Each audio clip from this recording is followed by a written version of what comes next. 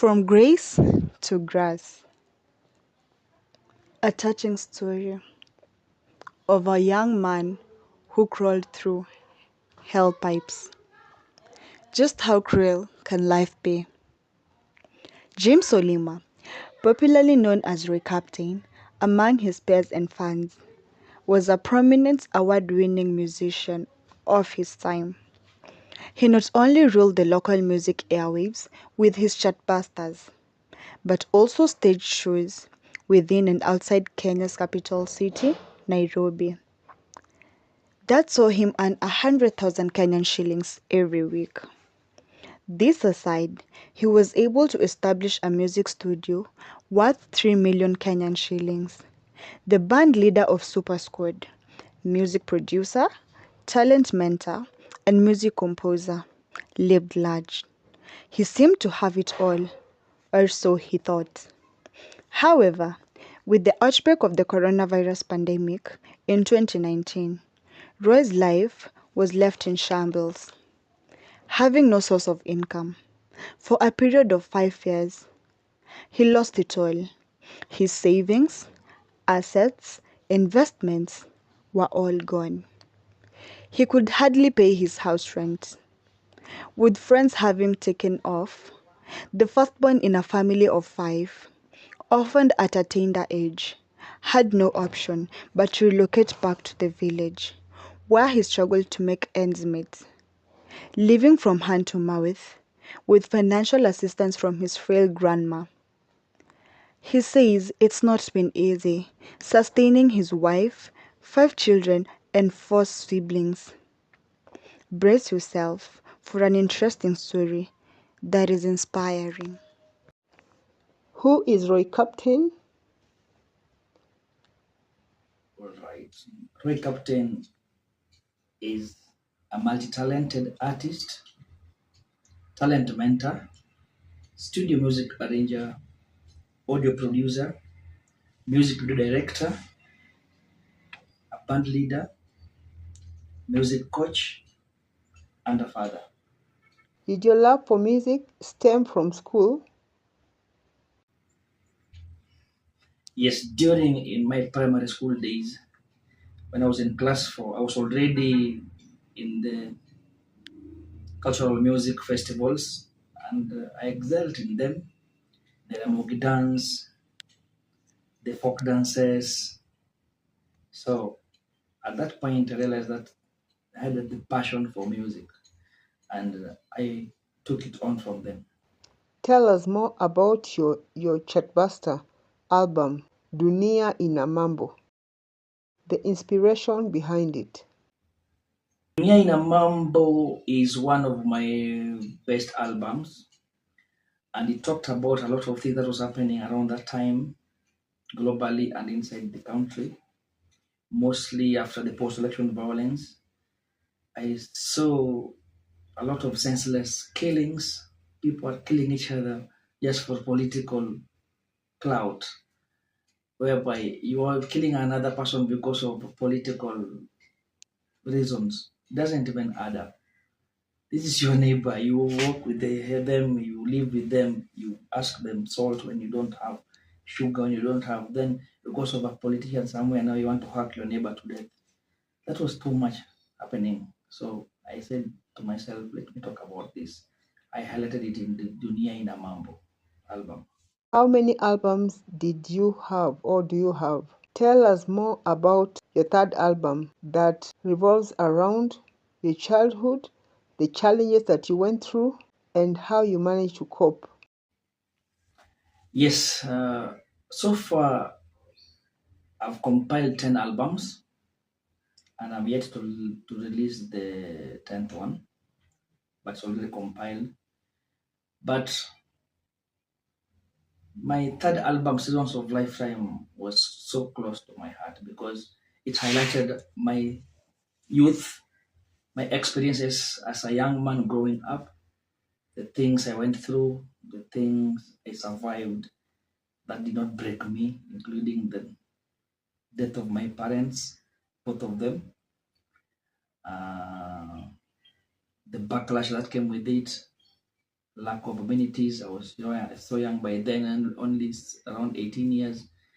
For being a firstborn, I had to take the mantle of leadership in our family and raise my siblings. So that album highlighted a lot that I went through. Yeah. This song put you into the limelight or in the limelight. Tell us more about it. My most viral song was Ibolini Pangala featuring South Rumba. Yes, and that one was the game changer because it had a lot of challenges. This dance challenge almost everywhere, all over the world, Africa, Europe, America. It had a very funny dance challenge where people fall, like Malwethe of South Africa. Omiyogibolini Pangala. Kendogibolini Pangala. So it was a fun moment for so many people. People could relate with it, and then they said like, okay, now this is something that we can try and experience that falling down. But Pangala was really a good song, accepted everywhere. Even though some people did not understand what I was saying because I used my dialect to do the song. But from the video, the way I directed the video, it tells you the story of a young lady who was given everything by the said husband, but she did not appreciate. Later on, she ended up cheating on the husband with a lot of married men. But in the end, they all dropped her like hot pangala. So many people could relate with it. Tell us your music journey or music transition and how it changed your life or your music career. Yeah. At some point, I had all this planned. I knew I would shift to something. So it's not a shift, it's a transition. I had packaged myself that at some point in life I would transcend from a normal singer into a video director and artist manager and a talent mentor. So I learned videography along the way, and I said at one point I must have my studio, I must have my own production company, so that at least whatever I'm looking for in a production company, I can also have it, so that at least I know what I want. When you are a video producer and also another producer, you know what you want from a song. So nobody can give you a raw deal. So that was my next phase plan. After active music, I would settle for that, being a music director and a talent mentor and a manager. As a man of many feathers under his cap, did you have any special plans for your music career? Yes. The creation of Super Squad Records, I set it up in 2017. That's when I said that now I'm well equipped to have my own production company, and I wanted to at least help this young artist also spend somewhere they can call home and grow, even though they cannot afford the basic budgets. What are some of the challenges you faced as a music leader or as a music mentor, leader, just to name a few? Okay, the biggest challenge in being a producer and a mentor is that sometimes you may find someone is talented somewhere. You would wish to support them, bring them up, mentor them to be someone or to become some good name, but you realize that they don't have the financial strength to support that. So you have to go deep into your pockets and achieve this dream for them, which is also good, but sometimes it drains, it really drains. That's the challenge. The advantage is that sometimes after all this, it makes you feel like you've achieved something. See, when you see another person excel and this person is your product, it gives that satisfaction that yes, So I'm indeed a talent mentor. This is my part and parcel of my thing and blessing from God. So my motto is to light as many candles as I can so that we can have a room of bright, shining candles. Yeah. You are one musician who carved a niche as a force to reckon with in the music industry. But then, with the outbreak of coronavirus pandemic, it nearly brought an end to your career. It saw your career or crumble, something that had a negative impact on your life. This saw you move back to the village. Tell us more about it. Well, coronavirus. When you speak of coronavirus, that's when I feel that my life stopped from there. I went through hell as a creative. Because imagine if you are earning like 50,000 to 45 to 60 in a weekend or in a night. And then all of a sudden that stops.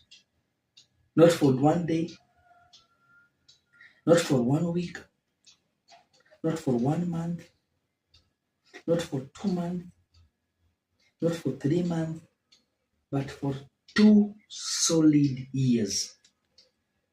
Imagine 2 solid years grounded, no work. Okay.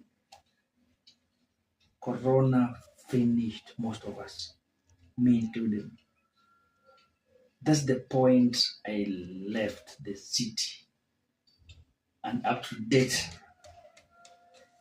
my life has never picked up again.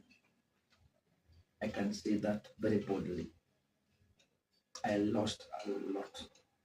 The savings, the little I bought, the little equipment I secured, at some point I ended up starting selling to survive.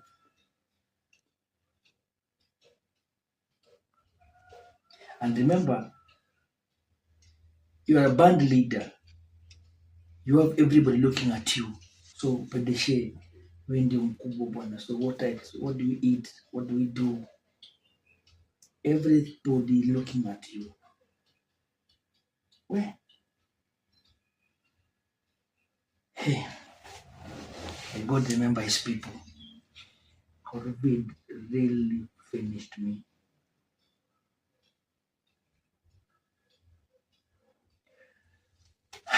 After the pandemic, I decided to leave the city and went back home to the village to start afresh. They say East or West home is the best. It's the best I could have done in that at that time. It has never been easy since I left Nairobi. But I thank God I'm alive, even though not doing well as I used to do. My projects stalled. Was planning to build a talent center, stalled. Savings went, but life is still there. Yeah. What are some of the lessons you learned, or how are you managed to cope? Was it easy coping after the pandemic? Was it easy coping? How did you manage? And what lessons did you learn?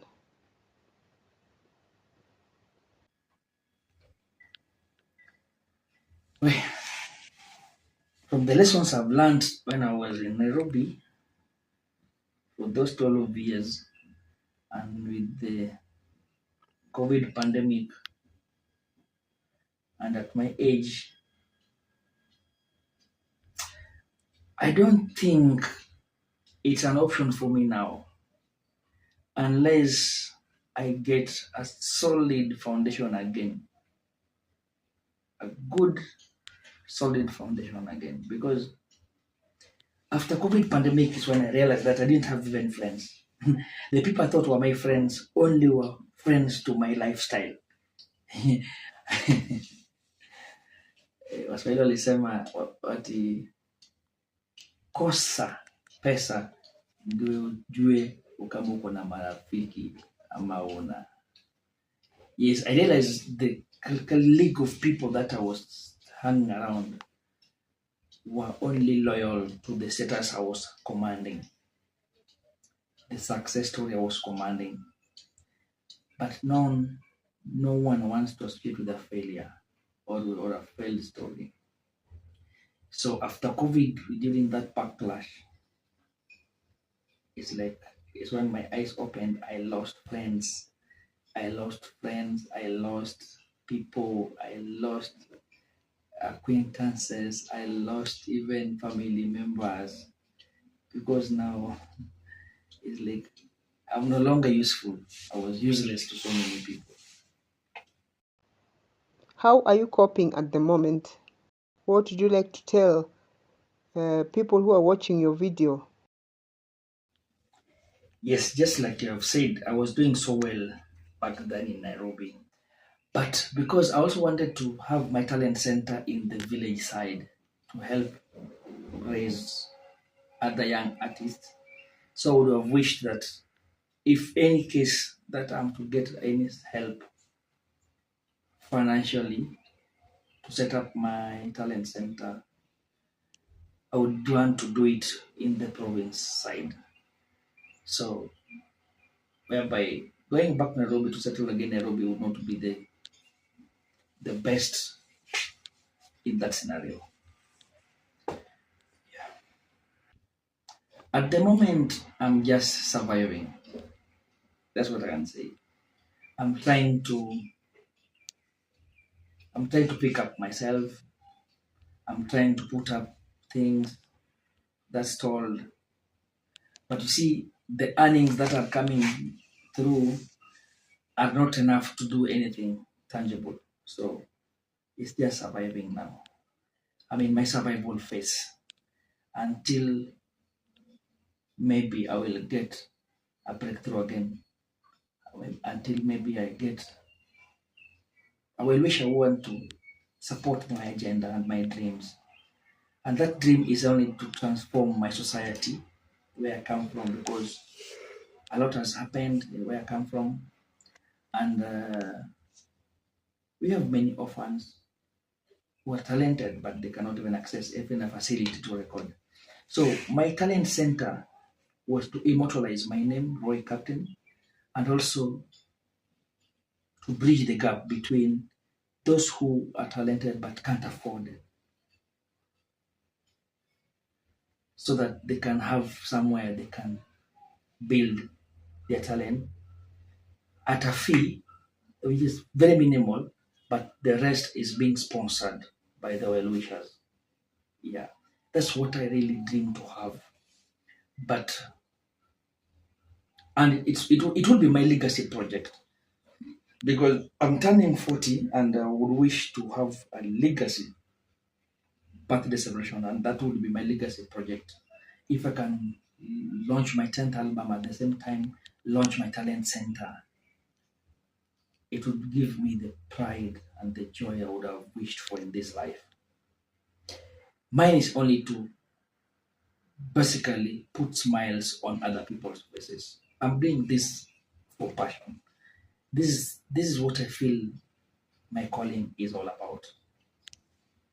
Trying to bring the best out of others.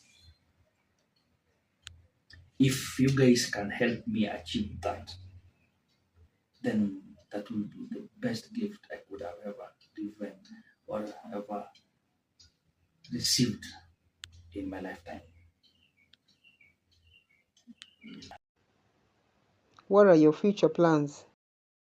My future plans is just to retire from active singing. I promised myself at the age of 40 I would retire and then settle on music management, music mentorship, production, video directing, and the talent school. That's all. Yeah. To my fans out there and to the well wishers, Roy Captain is a brand name that I would wish to immortalize. Shit happens, things happen. This is part of life. I might have lost a lot during the COVID pandemic. It might have affected me this much. But the willpower is still there, the brain is there, the experience I have is broad. What I may not have now is the liquid cash to do what I wish to do to the community. So, to well wishers, I call upon you to chip in, help me deliver this dream so that one day the world will celebrate that there once lived a man who saw it wise to impact the rest of the world through talent. At the moment, I'm trying to work on myself first, then bring myself back the way I used to be, and then launch my last album, the 10th album. I want to crown it The Rise of the Son of Fate. That will be my 10th album. And it will have 10 tracks, but it will have purely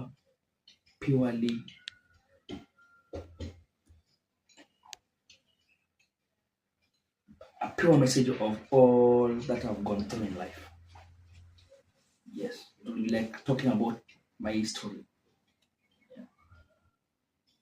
My fellow musicians out there and the youth,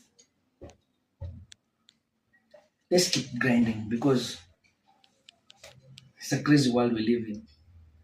Nothing is guaranteed. Not everybody has got the heart that I have, and not everybody has got the kindness that I have. So keep on grinding, keep the focus, avoid drugs. Like me here, I'm in my 39th year and I've never done drugs or any. So avoid drugs, keep fit, keep the faith alive, and give talent your best. Okay, to anyone willing to reach Roy Captain, my phone number is 0721 892 185. 0721 892 185. That's Safaricom line, and that's the only line I have. On social media, you'll get me on Facebook as Roy Captain, the Son of Fate with a blue badge, verified. On YouTube, you'll get me the name Roy Captain Kenya. On TikTok, Roy Captain KE. On Instagram, Roy Captain Kenya. Yes, those are on website www.roycaptain.co.ke. Those are the handles that you can. On X, I'm also there on X as Roy Captain Kenya. Yes. Uh, Thank you so much for Captain. We love you, but God loves you more. I believe all shall be well. For more details, you can always contact Roy Captain on his phone number, which he has given on the video, and I believe all shall be well. After listening to Roy Captain's story, I was left pondering on how cruel life can be.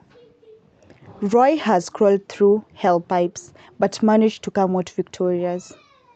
For any form of assistance, be it financially, a piece of advice, words of affirmation, kindly reach out to him on the number displayed on the screen. For more interesting stories and interviews that are life changing, please like and subscribe to my YouTube channel. God bless. I am your host, Caroline Nyanga, YouTube channel, Caroline Nyanga Network. God bless you abundantly.